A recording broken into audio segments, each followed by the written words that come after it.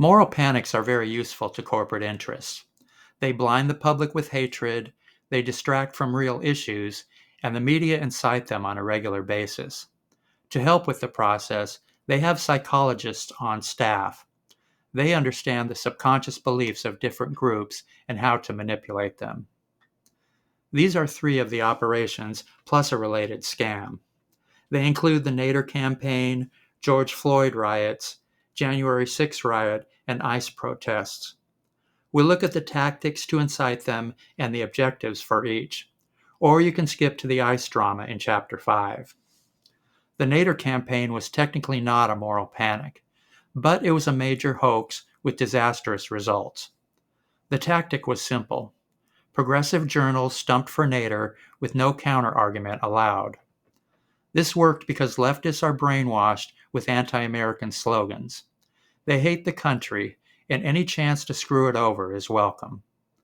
The mindset is great at ignoring reality. That included the two-party system and third-grade arithmetic. So if Al has 10 apples and George has 9 apples, but Ralph takes 2 of Al's apples, who has the most apples? That would be George, the most incompetent dingbat ever to steal the presidency. The objectives are clear. W put through supply-side tax cuts which buried the government in debt. That maneuver is again being used to transfer billions to investors through interest payments on the debt. He ignored FBI warnings which led to 9/11. With a pack of lies and collusion from the media, he staged the Iraq War. That was a giveaway to the oil and defense industries. He also ignored the mortgage swindles. That led to the 2008 financial crisis, plus billions in bailouts. All of the disasters were gift-wrapped by progressive voters and editors, yet it's only one of the massive frauds of the last 25 years. In 2020, there were about 30 homicides per day. But cable news played the George Floyd video nonstop. They suppressed the facts of the case, and they created a false narrative to gin up leftist anger. The tactic in play was anecdote, which is an emotionally charged fact or event used to enrage the public. And right on schedule, progressives were looting and rioting. The objective was to discredit the Democratic Party. They were poised to win the election big time, which could have meant a liberal mandate. There might have been clean energy subsidies, financial regulation, and other disasters. Corporate interests couldn't allow it. The news media swung into action, progressives were duped yet again, and the Democratic Party was nicely discredited. Needless to say, the liberal mandate was canceled. The January 6 riot was created with a bald-faced lie. Supposedly, the election was stolen.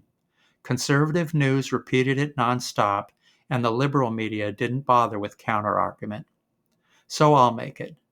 The hoax was an insult to American history and our electoral system. To recap, the system was created by gentlemen scholars. It's been strengthened over many years with rules designed by honorable and civic-minded people. It has checks and balances by the bucket and works like a well-oiled machine. The millions who slandered it were predictable. For many years, Republicans were taught that government is evil.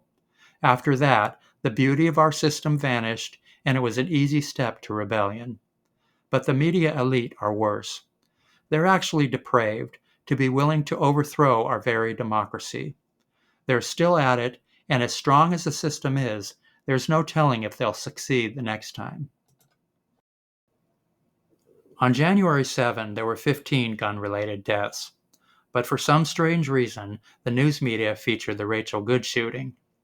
The place to handle this would be the courts, but the PR blitz has worked, and for one reason. The left like to pose as humanitarians. They're so into the role that reality doesn't count. In the fact-free universe, no one notices that open borders is a class war policy of big business. It screws over American workers and minorities. It's also the reason we lost the last election. But don't let's think about that now. Instead, we should roll out the red carpet for 6 billion people in the third world. We have unlimited resources, unlimited jobs, unlimited health care, and more than enough bonbons. Needless to say, the lunacy of all this is off the chart. One objective is again to discredit the Democrats. Another is to confuse the immigration debate. Both parties are in on it, and this is one tactic of many. Even the ICE program is a decoy. The overreach is typical, but going after criminal migrants is only half the job. There also are the visas given to foreign workers in the tech and construction industries. It's one of 11 class war policies put in place over the last 50 years. Of course, the pundit class don't mention any of this. Instead, partisans on both sides are cashing in, and the media have their trained seals shouting crackpot slogans into the mic at the tops of their hysterical voices. The political system didn't collapse by accident. It's a coordinated effort going back 50 years. These are only 4 examples. There's also an army of scam artists poisoning the public square with an endless supply of spin tactics. Anecdote and moral panic are 2 examples. Others include cherry picking, truth by assertion, and political theater. There are many more, and it's imperative for the public to understand them all. It's also important to understand the economy and the political system. The elite agenda has to be dealt with, and there are policy options that would fix many of our problems. A lot of this is explained here. Everything is covered in the Big Book of Propaganda on Amazon.